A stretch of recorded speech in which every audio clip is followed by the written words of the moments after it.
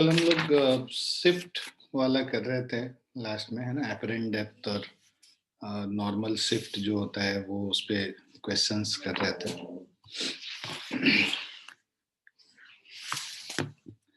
सो इस क्वेश्चन में उसी को आगे बढ़ाते हुए 2-3 क्वेश्चन इसके रह गए हैं, इसको करके फिर हम टोटल इंटरनल रिफ्लेक्शन करेंगे। तो इस क्वेश्चन में find out the distance between image and the mirror as observed by the observer in the figure shown below. तो जब देखो ये मिरर, पहले तो हम लोग कंसीडर करते हैं यहाँ पे कि जो ऑब्जेक्ट से जो रेज जा रहा होगा, है ना, तो जिधर इंसिडेंट रे जाता है उधर शिफ्ट हो जाता है इमेज। तो इस मिरर को ये ऑब्जेक्ट कहाँ पे दिखेगा? कहीं ओ डैश पे दिखेगा, है ना, शिफ्ट करके आगे आ गया तो कहीं ओ डैश पे ये दिखेगा। तो शिफ्ट, सो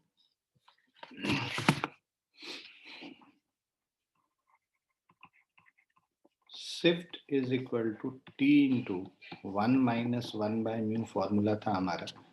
सो टी थिकनेस जो है ये 15 सेंटीमीटर है, 1 - 1 बाय म्यू 1.5 है, मतलब 3/2 हो गया। तो 15 इंटू 1 - 2/3, 15 इंटू 1/3 कर देंगे, 5 सेंटीमीटर से शिफ्ट हो जाएगा। तो ये जो शिफ्ट हुआ है ना, इधर से ये this shift is equal to 5 centimetre. तो जब लाइट इधर जा रहा था, मतलब जब मिरर के पास, पहले मिरर से जो ऑब्जर्व करेगा, मिरर से जो इसका ऑब्जेक्ट डिस्टेंस हम लोग निकालेंगे u, तो u यहाँ पे पहले कितना था? 10 + 15 + 20, ठीक है। तो जो एपरेंट u होगा, है ना, एपरेंट u विल बी 10 + 15 + 20, और उसमें जो शिफ्ट -5 कर देंगे, तो this is 45 - 5, that is 40 centimetre. Negative sign के साथ आएगा, -40 सेंटीमीटर हो गया। और एफ दे रखा है इसका, कन्वेक्स मिरर है, तो यहाँ पे 40 +40 सेंटीमीटर। हम लोगों को v निकालना है कि v कहाँ पे बनेगा। तो v is equal to 1/v plus 1/u is equal to 1/f, 1/v minus of 1/40 is equal to 1/40। तो इससे आ जाएगा 1/v is equal to 1/40 plus 1/40, 2/40, 1/20। So v is equal to plus of 20 centimetre. तो जो इमेज है कहीं इधर ये से यहाँ बना। अब इमेज को तो ऑब्जर्वर तो यहाँ पे है ना, ऑब्जर्वर यहाँ पे जब ऑब्जर्व करेगा इमेज को, तो उस केस में क्या होगा कि ये इमेज, बिकॉज जिधर भी लाइट इंसिडेंट होता है उधर ही शिफ्ट हो जाता है, तो इमेज इस ऑब्जर्वर को अब फिर से ये ग्लास स्लैब से पास करेगा। वो रे जो इमेज से जो रे आ रहा है ऑब्जर्वर के पास, वो फिर से ग्लास स्लैब के पास थ्रू पास करेगा, और अब जो है इमेज इस ऑब्जर्वर को इस तरफ शिफ्ट किया हुआ दिखेगा, और शिफ्ट यहाँ पे कितना होगा? 5 सेंटीमीटर से ही होगा, right. So find out the distance between the image and the mirror as observed by the observer in the figure. तो अब इमेज और इसके बीच में टोटल जो इमेज था, ये जो डिस्टेंस है ये था 20 सेंटीमीटर, हम लोग जो कैलकुलेट किए हैं, ये 5 सेंटीमीटर से शिफ्ट कर गया। Final image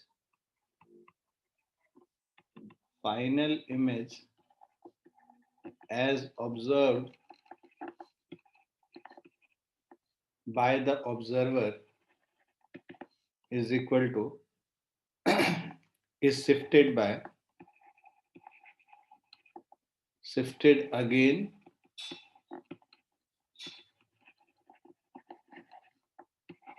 towards the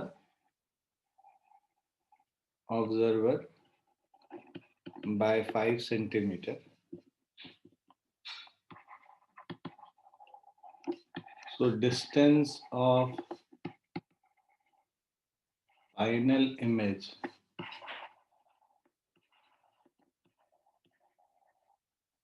from the mirror is equal to 20 minus of 5, which is equal to 15 centimeter. Clear बच्चों? Yes sir. एक बार जब इस तरफ रे जा रहा था तब शिफ्ट हुआ 5 सेंटीमीटर से, वापस जब ये इमेज बन रहा है, जो इमेज को ये देख रहा है, उसके लिए जो इधर इमेज से जो रेज आ रहा है वो इसको फिर से इधर शिफ्ट करा देगा 5 centimetre.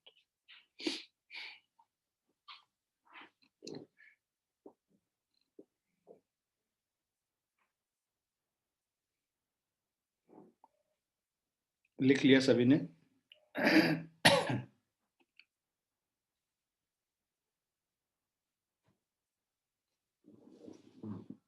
Yes sir.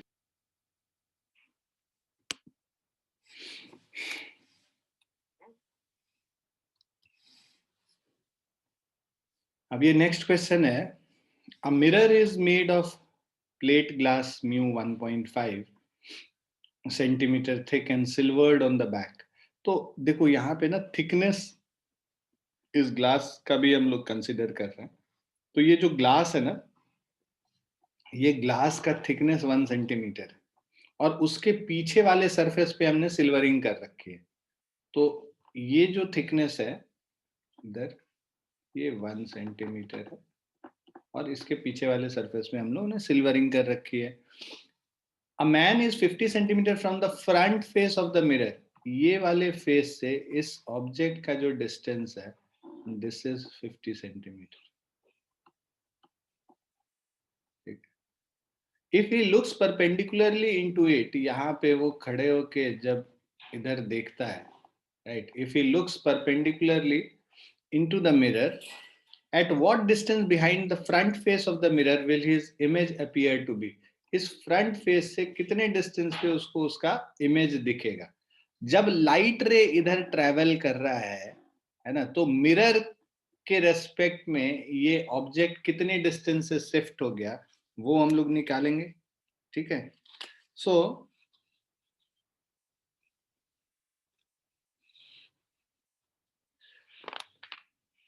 The shift object has been shifted towards the mirror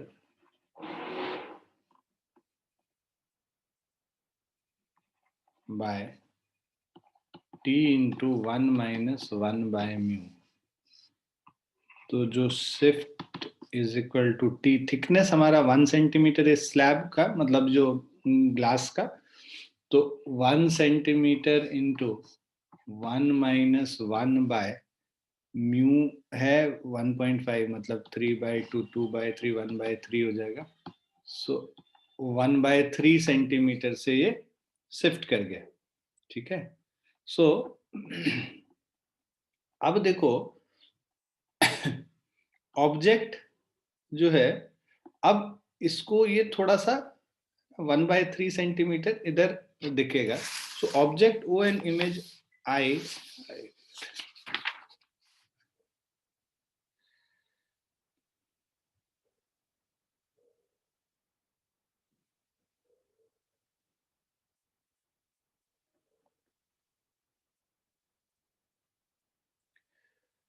तो अब अगर यहां पर से, है ना, अगर यहाँ पर से कोई ऑब्जर्वर ऑब्जर्व कर रहा है तो अब मिरर उसको कितने डिस्टेंस पे दिखेगा?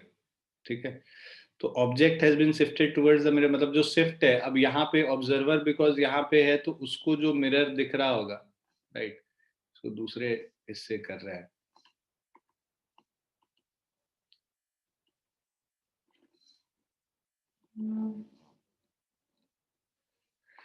इसको मिरर अपनी तरफ शिफ्टेड दिखेगा, इस तरफ शिफ्टेड दिखेगा, थोड़ा आगे की तरफ, है ना, शिफ्ट हो गया है। जो जो ऑब्जेक्ट और मिरर के बीच का डिस्टेंस बिकॉज शिफ्ट हो गया है, तो अगर यहां से ऑब्जर्वर देख रहा है तो उसको मिरर आगे की तरफ शिफ्ट दिखेगा और वो शिफ्ट इज इक्वल टू 1/3। ठीक है, तो अब मिरर का पोजीशन इस पॉइंट पे, ठीक है, तो इस पॉइंट से अगर मतलब अगर मिरर इसको यहाँ दिख रहा है तो अब ऑब्जेक्ट और मिरर के बीच में डिस्टेंस, बिकॉज ये ऑब्जेक्ट और ग्लास स्लैब का डिस्टेंस 50 था, और ये बिकॉज ये 1 सेंटीमीटर थोड़ा आगे बढ़ गया है, अब यहाँ से जो डिस्टेंस है वो 2/3 है, तो ये जो टोटल डिस्टेंस है ऑब्जेक्ट का जो मिरर से 50 प्लस 2/3 हो जाएगा. सो नाउ द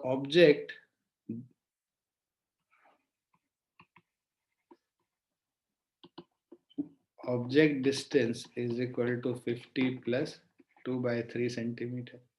अब जितना ऑब्जेक्ट डिस्टेंस होता है उतना ही इमेज डिस्टेंस होता है. प्लेन मिरर के केस में तो इमेज डिस्टेंस भी क्या हो जाएगा, 50 प्लस 2/3 सेंटीमीटर. कहाँ से? इस पॉइंट से. ये जो अब जो मिरर जिस इसको जो जहां पे दिख रहा था उस पॉइंट से ये जो इमेज का पोजीशन है 50 प्लस 2/3 दिख रहा है. अब आपको जो पूछा जा रहा है वो ये पूछ रहा है कि at what distance behind the front face, मतलब इस फेस से कितना डिस्टेंस है ये निकालने आपको बोल रहा है, ये फ्रंट फेस से.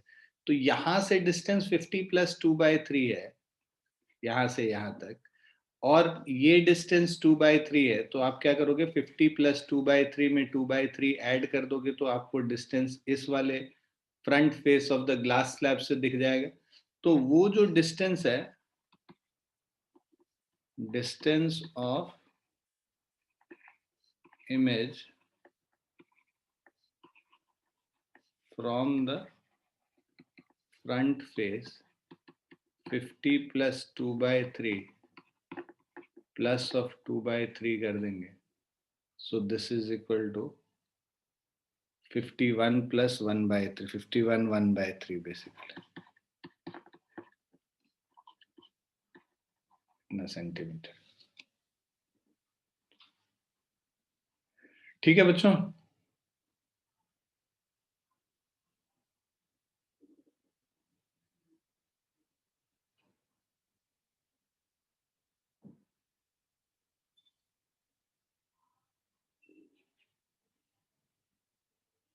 Yes, sir.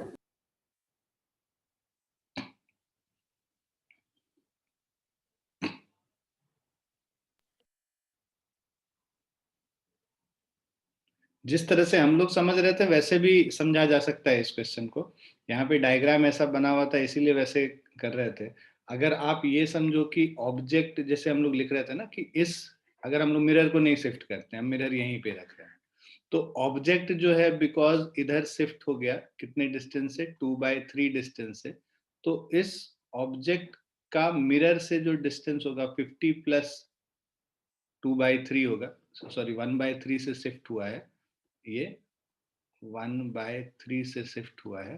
तो अब ये जो ये पूरा 1 सेंटीमीटर और 50 और इधर 1/3 से शिफ्ट हो गया 1/3 सेंटीमीटर से. तो अब यहाँ पे ये जो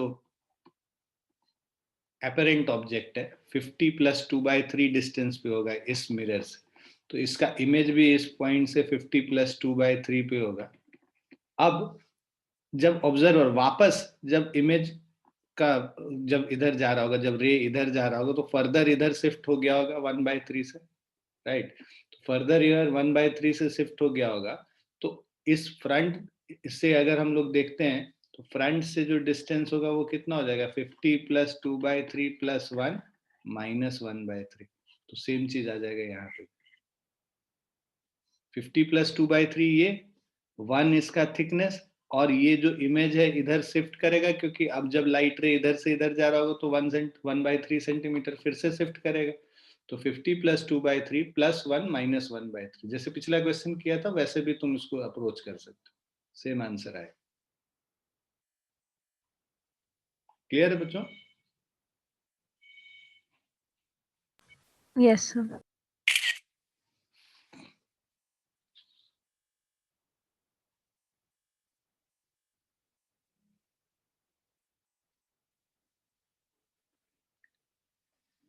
लिख लिया सभी ने?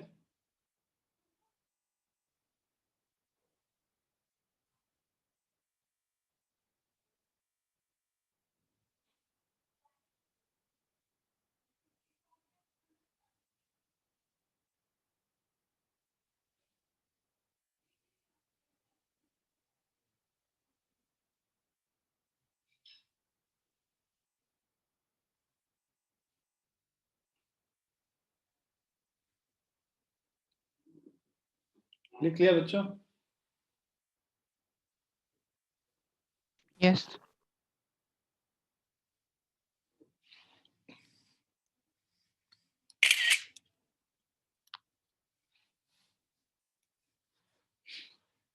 Now next question है, a 20 centimeter thick slab of refractive index 1.5 is kept in front of a plane mirror. An object is kept in air at a distance 40 centimeter from the mirror. यहाँ पे object है. Find the position of the image with respect to an observer near the object. What is the effect of separation between the glass slab and the mirror on the image? ये खुद से कर, answer बताऊं. Similar question है जैसा पिछला question था.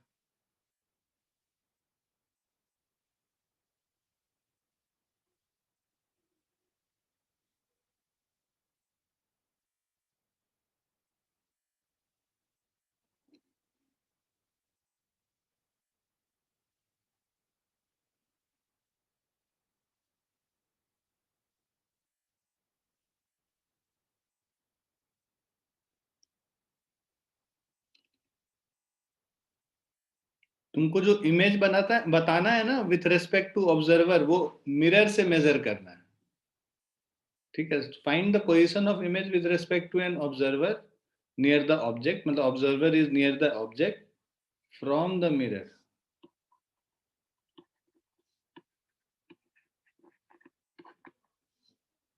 कोई एक रेफरेंस पॉइंट लेंगे ना तो हम मिरर से डिस्टेंस बताएंगे.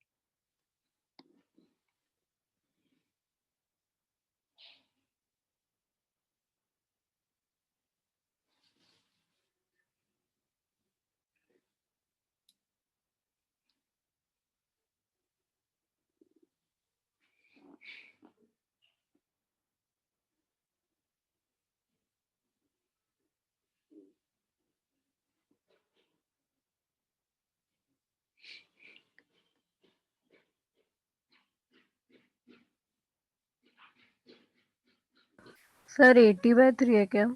80/3 है. सही है.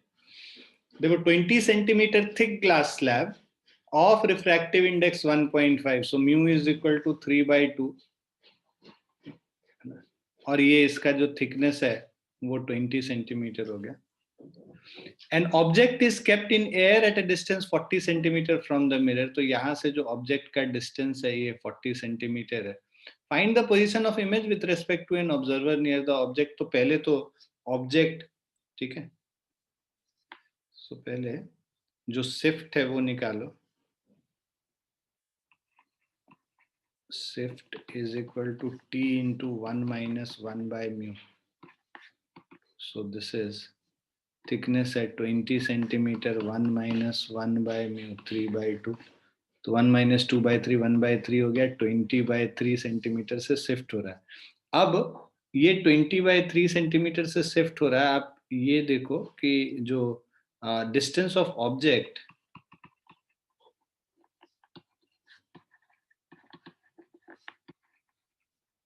From mirror. अब मिरर को वो क्या दिखेगा, थोड़ा इधर शिफ्टेड दिखेगा. यहाँ पे दिखेगा ऑब्जेक्ट o dash.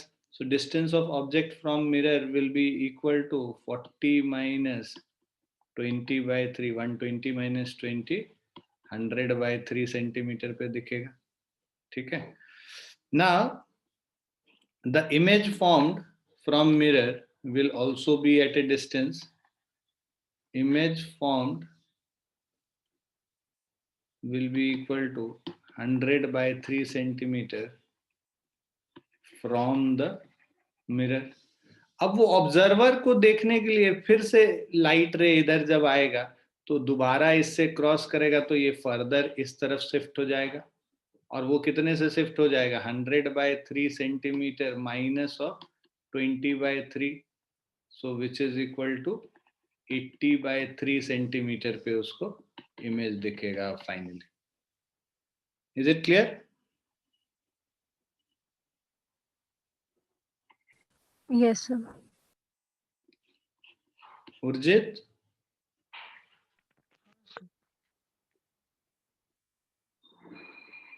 उर्जित आ गया समझ? हाँ सर.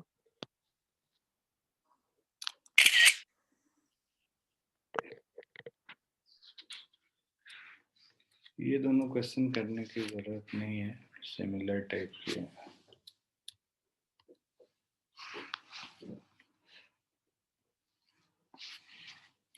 अब टोटल इंटरनल रिफ्लेक्शन कॉन्सेप्ट आपको पता ही है कि phenomena by virtue of which a ray of light travelling from a denser to rarer medium is sent back to the same medium provided angle of incidence at interface is more than the critical angle is called total internal reflection.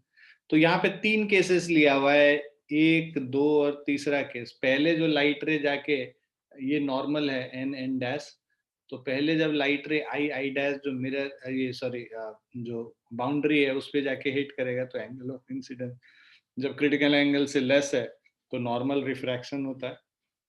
जब angle of incidence critical angle के बराबर है तो angle of refraction 90 degree हो जाता है. और जब angle of incidence critical angle से बड़ा है तब टोटल इंटरनल रिफ्लेक्शन होता है. So AB is the reflected ray due to total internal reflection, है ना. यहाँ पे when angle I is equal to C, है ना, I is equal to C, then R is equal, and तब R is equal to 90 degree. तो अब देखो ये म्यू, ये डेंसर मीडियम है, इसका रिफ्रैक्टिव इंडेक्स म्यू डी है और रेयरर मीडियम का म्यू आर.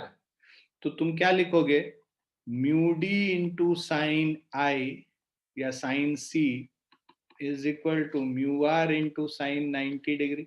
स्नेल्स लॉ से म्यू डी को इधर ले आओ, sine C is equal to mu R upon mu D sine 90 degree 1 हो गया. तो C is equal to angle of critical angle of incidence is equal to sin inverse of mu rarer by mu denser. अगर rarer medium air है तब सीधे तुम क्या करोगे, C is equal to sin inverse of 1 by mu. मतलब अगर एक वाटर से एयर में जा रहे हैं या ग्लास से एयर में जा रहे हैं तब जो क्रिटिकल एंगल ऑफ इंसिडेंस है that is equal to sine inverse of 1 by mu.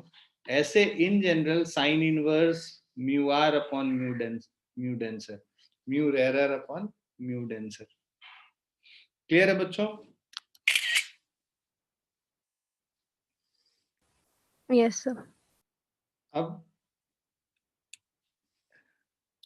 Conditions of total internal reflection, तो पहला है कि light should be incident on the interface from the denser medium towards the rarer medium. उसके बाद angle of incidence should be greater than the critical angle of incidence for total internal reflection. अब देखो ये दो condition हो गया. अब figure shows a luminous object present in denser medium, है ना. अगर कोई ल्यूमिनस ऑब्जेक्ट है यहाँ डेंसर मीडियम में, तो उससे लाइट रे जो नॉर्मली आएगा स्ट्रेट चला जाएगा, जो जिसका एंगल ऑफ इंसिडेंस जो है क्रिटिकल एंगल से लेस होगा तो नॉर्मल रिफ्लेक्शन होगा, रिफ्रैक्शन होगा. जब क्रिटिकल एंगल के बराबर होगा तो 90 डिग्री हो जाएगा, और जब क्रिटिकल एंगल से बड़ा होगा तब टोटल इंटरनल रिफ्लेक्शन हो जाएगा. तो फर्स्ट केस में I is less than C, second case में I is equal to C, third case में I is greater than C. ठीक है, अब ये तीन केसेस हो गए हमारे, राइट. अब देखो जब I, इसका मतलब क्या हुआ, जो ल्यूमिनस ऑब्जेक्ट का लाइट अगर यहाँ पे ऑब्जर्वर होगा ना, तो अगर लोकस देखेंगे सारे पॉइंट्स का, तो ये सारा पॉइंट मिला के ये एक सर्कल बनाएगा ऊपर. जिस सर्कल के अंदर वाला पार्ट तो क्लियरली विजिबल होगा यहाँ से ऑब्जर्वर को, अगर ऑब्जर्वर यहाँ पे है तो उसको ये पूरा सर्कल इल्यूमिनेटेड दिखेगा, और इसके इधर और इधर मतलब आउटसाइड द सर्कल सारा रीजन डार्क दिखेगा. क्यों? क्योंकि ये बाकी रीजन में से लाइट बाहर आएगा ही नहीं, टोटल इंटरनल रिफ्लेक्शन हो जाएगा. तो बिकॉज लाइट बस इससे निकल के आ रहा है, तो इसीलिए ये पूरा सर्कल जो है इल्यूमिनेट हो जाएगा. इसीलिए इस सर्कल को हम लोग सर्कल ऑफ इल्यूमिनेंस कहते हैं. So locus of point where rays strike at critical angle is a circle called circle of illuminance, COI.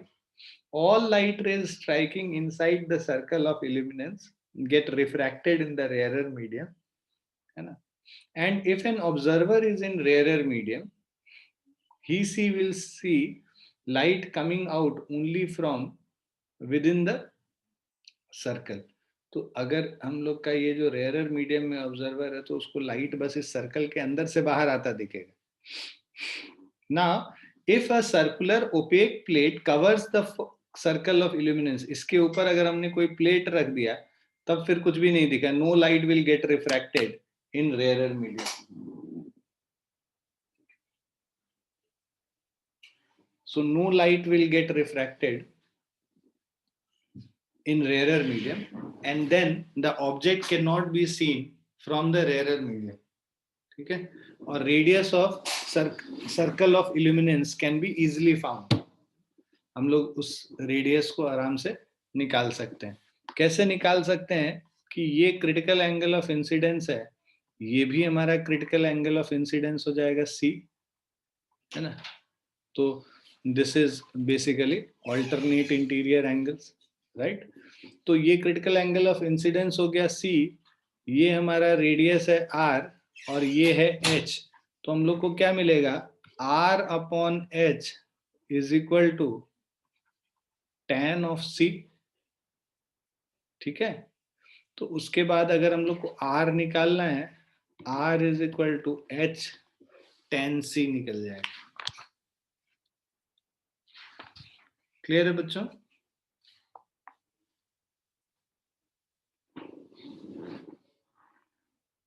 Yes, sir. तो इससे रेडियस हम लोग को निकल जाता है. और हम लोगों ने अभी देखा कि sine C is equal to mu rare upon mu denser, और C is equal to sine inverse mu rare upon mu denser. ठीक है, ये हमारा फॉर्मूला था, है ना. साइन इनवर्स म्यू, हाँ. अब बिकॉज साइन C ये है, ये क्या हो गया, परपेंडिकुलर बाय हाइपोटेनस हो गया, है ना. तो बेस अगर हम लोग को निकालना होगा, बेस देखो ये है परपेंडिकुलर और ये है हाइपोटेनस.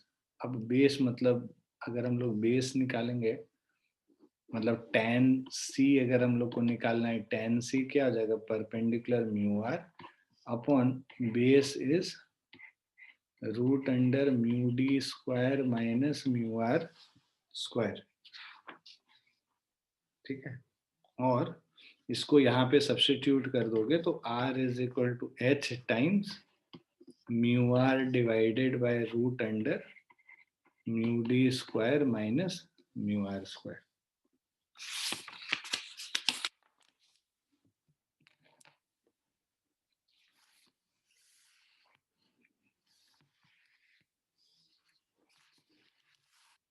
फिर बच्चों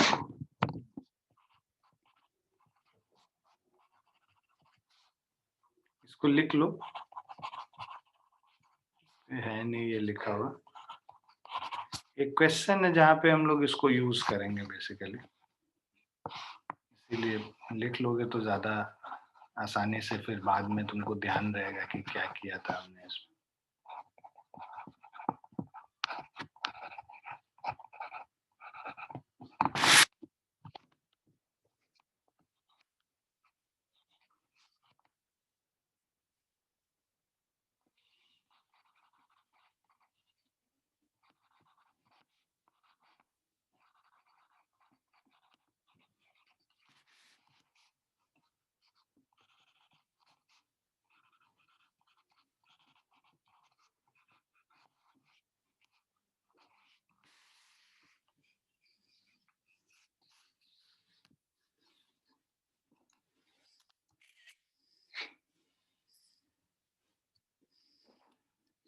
लिख लिया सभी ने?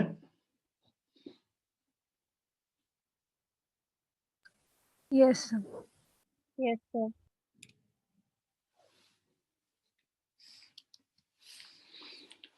Now deviation versus angle of incidence for refraction. So when देखो तीन केस है, when light goes from denser to rarer medium and angle of incidence is less and equal to c, तो normal refraction होगा। तो refraction के case में है ना, तो यहाँ पे क्या है, angle of incidence is less than critical angle of incidence. तो बिकॉज ये I is less than C, less and equal to मान लो, if mu1 be the refractive index of denser medium and mu2 be the refractive index of rarer medium, ठीक है, तो mu1 है denser medium का और mu2 है rarer medium का। ना ये जो डेल्टा है डेविएशन, अब because denser to rare medium जाएगा, it will bend away from the normal, तो angle of refraction angle of incidence से बड़ा होगा। तो इसका जो एक्चुअल पाथ ये है, तो उससे जो डेविएशन डेल्टा है, delta is equal to angle of refraction minus angle of incidence. उसके अलावा mu one sine I is equal to mu two sine R, R क्या है हमारा, म्यू1 बाय म्यू2 साइन आई का साइन इनवर्स। सो इसको ऐसे ही रखो कि म्यू1 म्यू2 की जगह म्यू आर म्यू डी करोगे तो ज्यादा अच्छा रहेगा, तुमको याद भी रहेगा। ये म्यू आर और म्यू डी कर लो, so mu D and mu R sine R, तो R is equal to mu D sine I by mu R, और ये ठीक है। अब ये deviation delta is equal to R minus I है, तो आर के जगह ये सब्स्टिट्यूट कर देंगे, तो आर हो जाएगा sine inverse of mu D by mu R sine I minus of I. So the deviation versus angle of incidence graph is as shown. तो इसको अगर हम लोग ग्राफ के फॉर्म में रिप्रेजेंट करेंगे, इधर डेविएशन और ये एंगल ऑफ इंसिडेंस है। अब जब एंगल ऑफ इंसिडेंस बढ़ता जाएगा तो जो डेविएशन है वो भी धीरे धीरे बढ़ता जाता है और नॉन यूनिफॉर्मली बढ़ता है इस तरह से, ठीक है। और जब एंगल ऑफ इंसिडेंस सी हो जाएगा, तो जब एंगल ऑफ इंसिडेंस सी हो जाता है तब तो ये 90 डिग्री हो जाता है एंगल ऑफ रिफ्रैक्शन। तो उस केस में बेसिकली यहाँ पे पाई बाई 2 माइनस सी कर देंगे, आर के जगह क्या यूज कर लेंगे, पाई बाई 2 माइनस सी। तो वो मैक्सिमम जो केस है वो आ जाएगा आपका। सो यहाँ पे deviation delta will be equal to pi by 2 minus c when I is equal to c. So when I is equal to c, deviation is pi by 2 minus of c. When I is equal to c, r is equal to pi by 2. So deviation is r minus I, that is pi by 2 minus c. Ab, second case, when light goes from denser to rarer medium and I is greater than c, तब total internal reflection होगा. I है ये जो है तुम्हारा, ये भी I is equal to r, मतलब ये भी I ही हो गया बेसिकली.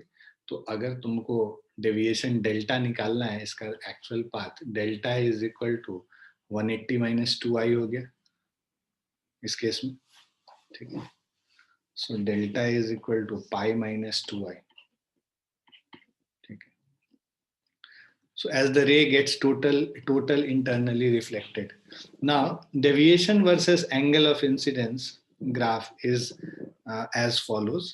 तो अब हम deviation और angle of incidence का बनाएंगे. तो critical angle से ज़्यादा पे this is basically a straight line.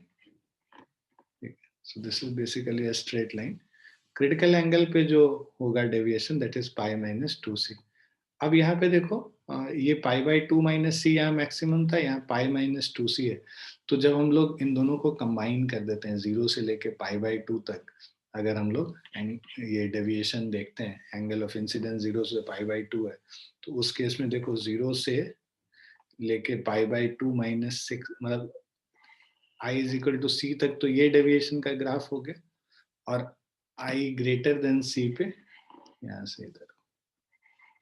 ठीक है. तो डिसकंटिन्यूअस ग्राफ है basically. So if the angle delta is between is between 0 to pi by 2 minus c, then there are two possible values of I.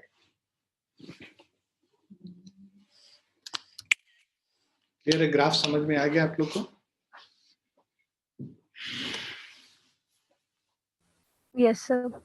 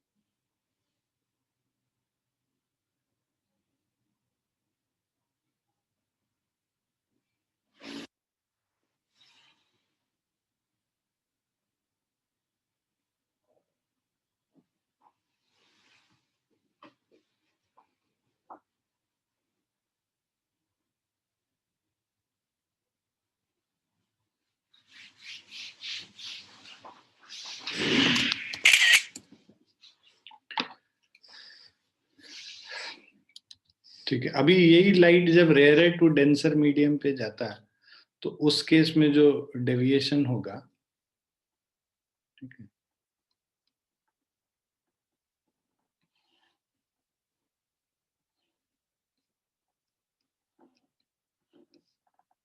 Rare to denser medium में it will bend towards the normal. ठीक है. उसमें जो deviation delta होता है, ये deviation, उसमें हम लोग बेसिकली आई माइनस आर करते हैं. ठीक है. तो यहाँ पे डेविएशन आई माइनस आर होगा. और अगर हम लोग वैल्यूज देखें यहाँ पे, तो स्नेल्स लॉ से ये म्यू रेयरर हो गया, म्यू डेंसर हो गया. So mu rarer into sine I, mu denser into sine R. So R के जगह हम लोग को रिप्लेस करना है So mu r by mu d sin I sine inverse r का वैल्यू हो जाएगा. तो r इज इक्वल टू, देखो sine inverse mu R by mu D into sine I. ठीक है.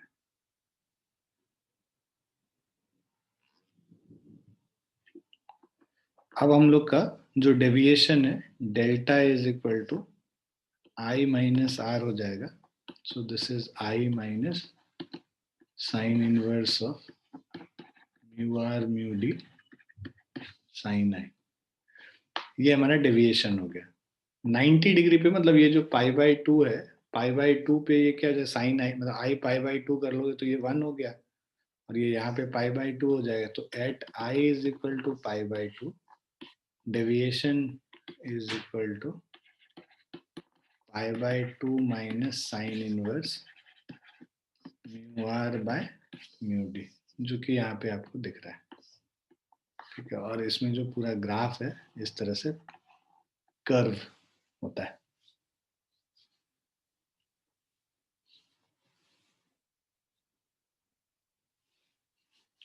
क्लियर है बच्चों?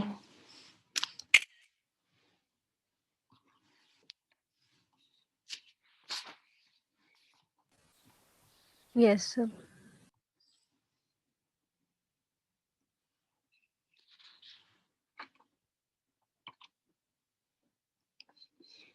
अब ये 58th क्वेश्चन देखिए. यहाँ पे कह रहा है find the maximum angle that can be made in glass medium mu is equal to 1.5 if a light ray is refracted from glass to vacuum. मतलब तुमको C critical angle of incidence निकालना है. ठीक है. लाइट रे को refract करना है तो maximum angle of incidence critical angle of incidence के बराबर होगा. तो C is equal to sine inverse of mu rarer by mu denser और C is equal to sin inverse glass to vacuum है. वैक्यूम का 1 हो गया और ग्लास का म्यू 3/2 हो गया. So this is sine inverse 2/3.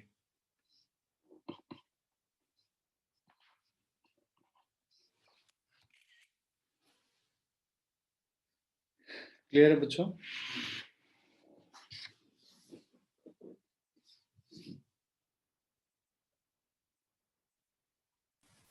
Yes, sir.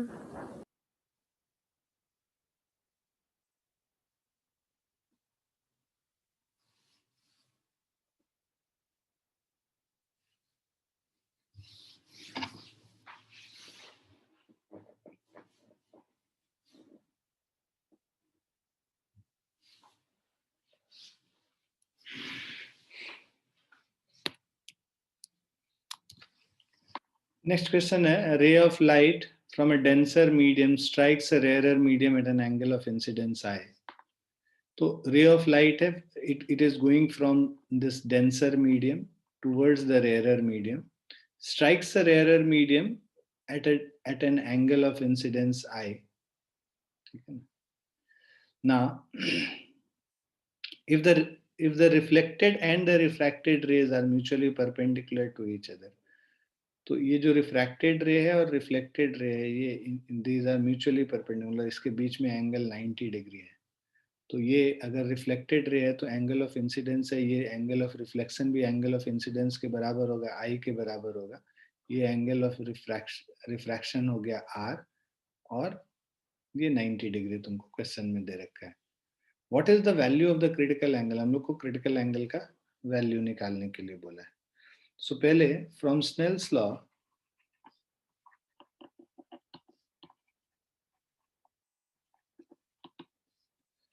we have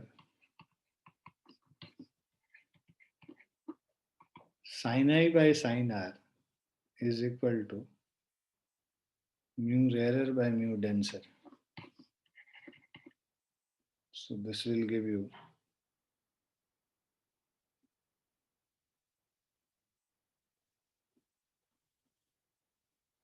ये फर्स्ट वैल्यू हो गया म्यू डेंसर. अब ये जा रहा है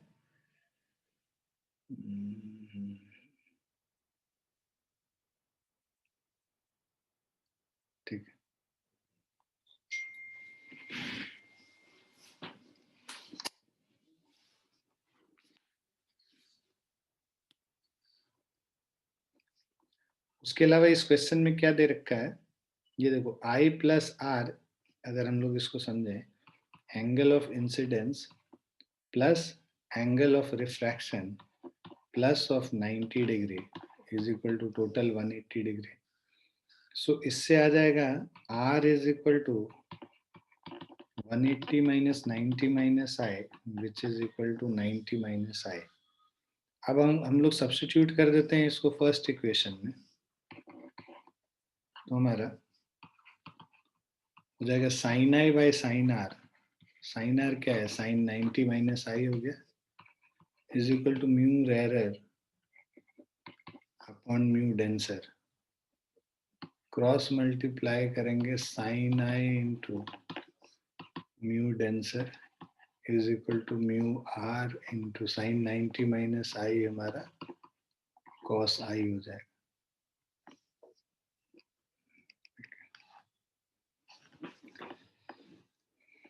So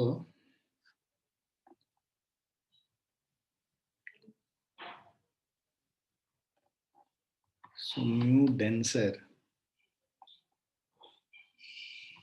upon mu rarer is cos I upon sin I which is equal to cot I हो गया। So अब आपको मिल रहा है what is the value of critical angle? Critical angle C is equal to sin inverse of mu rarer by mu denser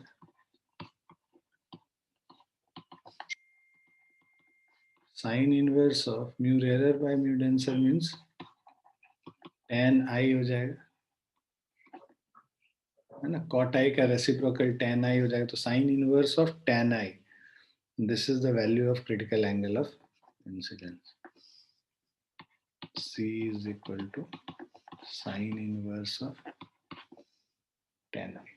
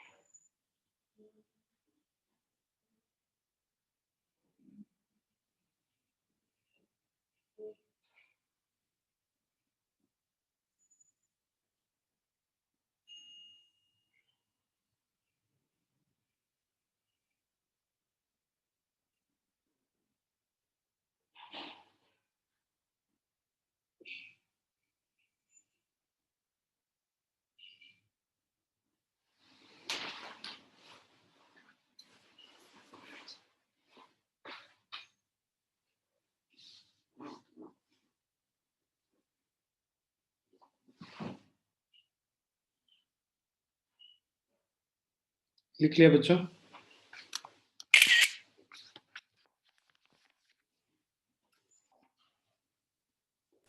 Yes, sir.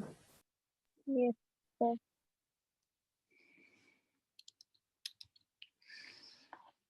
अब ये देखो इस क्वेश्चन में, a rectangular glass block of thickness 10 centimeter and refractive index 1.5 is placed over a small coin, a beaker filled with water of refractive index 4/3 to a height of 10 centimeter। ठीक है, beaker is filled with water of refractive index 4/3 to a height of 10 centimeter is placed over the block। मतलब हमारा ये surface है, इस surface के ऊपर एक कॉइन रखा हुआ है, इस कॉइन के ऊपर हमने एक तो ब्लॉक रखा है, पहले रेक्टेंगुलर ब्लॉक, और उसके बाद एक कंटेनर रखा, उस कंटेनर का में जो वाटर है वो भी जो फील्ड है वो भी 10 सेंटीमीटर तक फील्ड है, तो this is also equal to 10 centimetre and thickness of this rectangular block is also 10 centimeter. अब रेक्टेंगुलर ब्लॉक का जो रिफ्रैक्टिव इंडेक्स है 1.5 है और वाटर का 4/3 है. सो यहाँ वाटर हो गया, ग्लास हो गया, mu is equal to 4/3 mu water, mu glass is 3/2. ठीक है. अब यहाँ पे कॉइन है. Find the apparent position. ठीक है. Find the apparent position of the coin when it is viewed from the normal incidence. तो apparent position coin का निकालना है.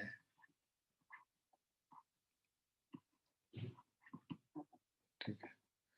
तो अगर आपको याद होगा जो हम लोग जो शिफ्ट वाला कर रहे थे उसमें हम लोगों ने किया था कि जो apparent position है this is equal to, अगर कई सारे हमारे पास ये graph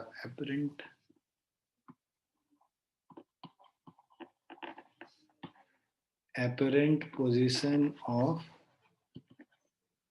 coin is equal to T1 by mu1 plus T2 by mu2 and so on. अगर कई सारे ब्लॉक्स और होते तो T3 by mu3, Tn by mu1. ये हम लोगों ने पिछली क्लास में किया था. तुम कॉपी देखना या नोट्स देखना, उसमें समझ में आ जाएगा तुमको कि क्या मैं बात कर रहा हूँ. कि अलग अलग विड्थ का अगर हमारा डेंसर जो ऑप्टिकली डेंसर मीडियम्स हैं उसके थिकनेस अलग अलग है. ये T1 T2 उसके थिकनेस को शो कर रहा है और mu1 mu2 उसके रिफ्रैक्टिव इंडेक्स को शो कर रहा है.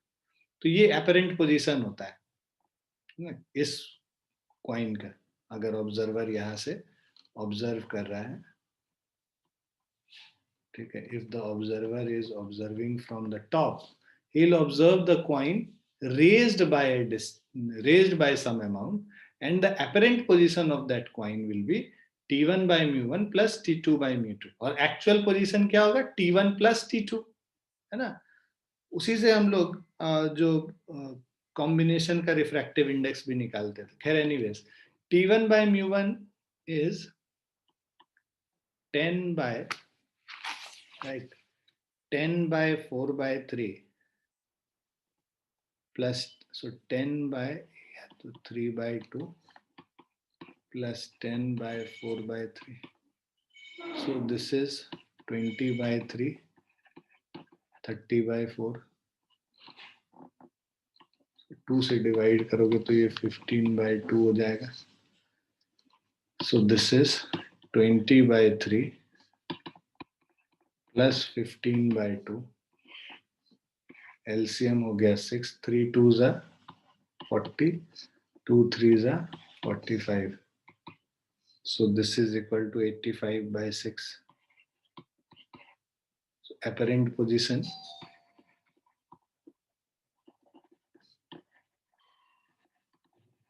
is 85/6.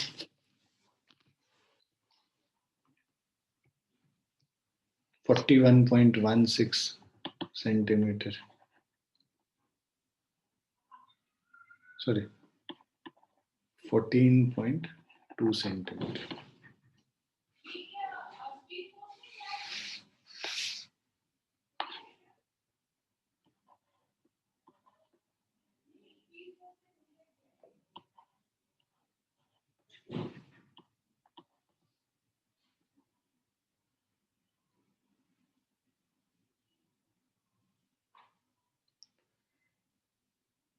तो ये हमारा एपरेंट पोजीशन हो गया.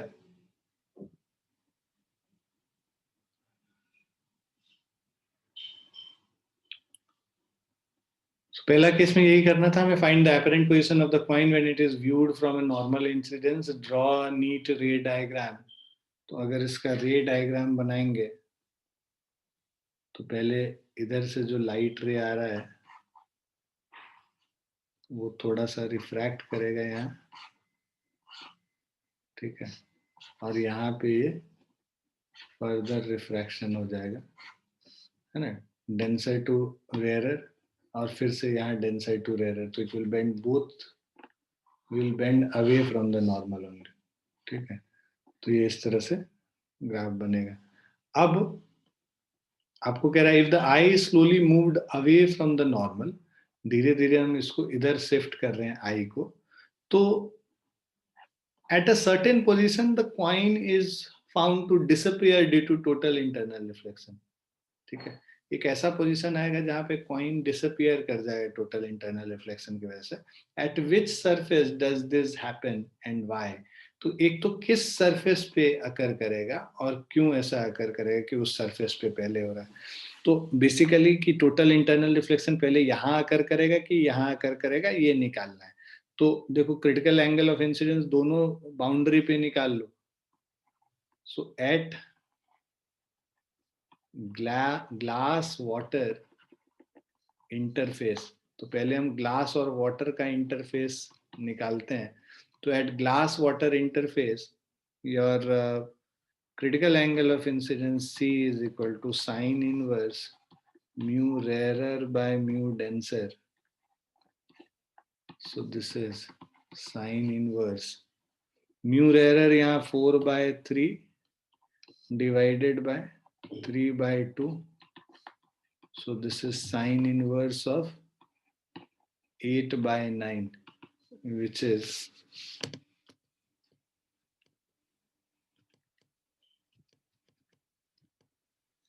62.73 डिग्री। ठीक है, और दूसरे at water air interface C is equal to critical angle is equal to sine inverse of mu rarer by mu denser। अब rarer यहाँ पे एयर है तो 1 divided by mu denser, तो denser हमारा क्या है 4/3 है, तो ये हो जाएगा sine inverse of 3/4।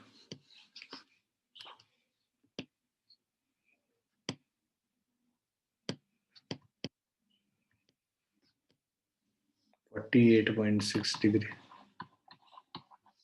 है ना। तो बिकॉज यहाँ पे 48.6 डिग्री पे ही right critical angle of incidence 48.6 degree पे ही बन जाता है। तो मतलब इसका मतलब हुआ कि वाटर एयर इंटरफेस पे है ना टोटल इंटरनल रिफ्लेक्शन पहले हो जाएगा। ठीक है, hence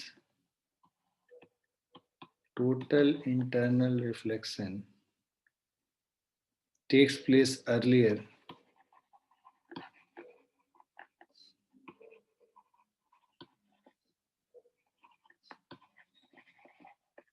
at water air interface। So कह रहा है disappeared to at which surface does this happen and why? तो वाटर एयर इंटरफेस पे पहले हो जाएगा और उसके बाद फिर हम लोग को लाइट दिखना बंद हो जाएगा। तो at this angle only the light will not be seen, 48.6 degree पे ही लाइट दिखना बंद हो।